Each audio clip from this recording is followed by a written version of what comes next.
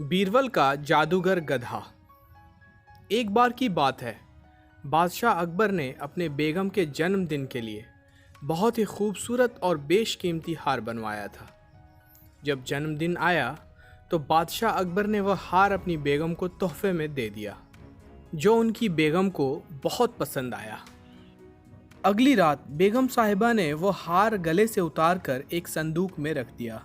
जब इस बात को कई दिन गुजर गए तो एक दिन बेगम साहिबा ने हार पहनने के लिए संदूक खोला, लेकिन हार कहीं नहीं मिला। इससे वह बहुत उदास हो गई और इस बारे में बादशाह अकबर को बताया।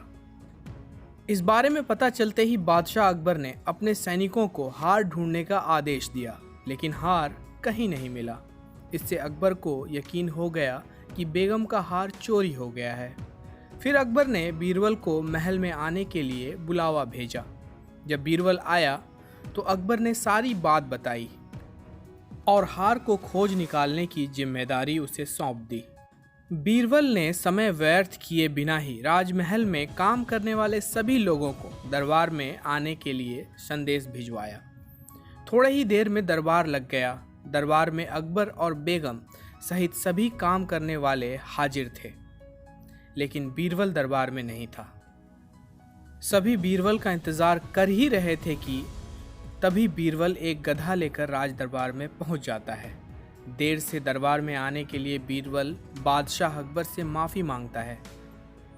सभी सोचने लगते हैं कि बीरबल गधे को लेकर राज दरबार में क्यों आया है। फिर बीरबल बताता है कि यह गधा उसका दोस्त है और उसके पास जादुई शक्ति है।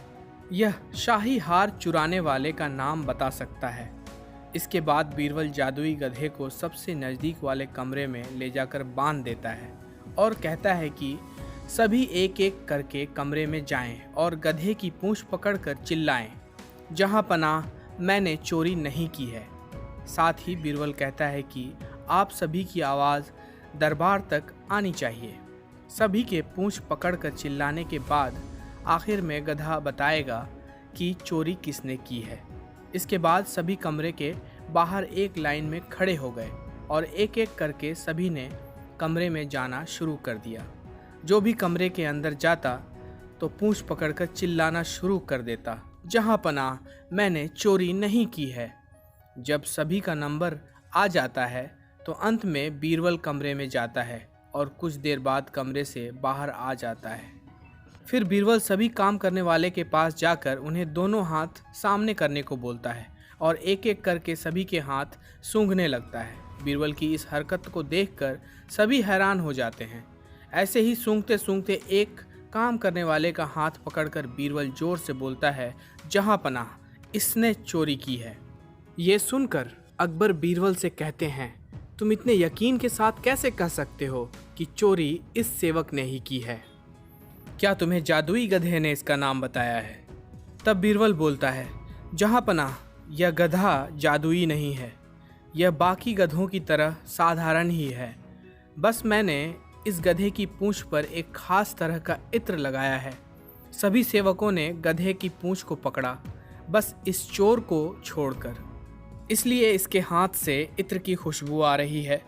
फिर चोर को पकड़ लिया गया और उससे चोरी के सभी सामान के साथ ही बेगम का हार भी बरामद कर लिया गया। बीरबल की इस अक्लमंदी की सभी ने सराहना की और बेगम ने खुश होकर बादशाह अकबर से उसे उपहार भी दिलवाया। बुरे काम को कितना भी छुपाने की कोशिश करो, एक दिन सबको पता चल ही जाता है।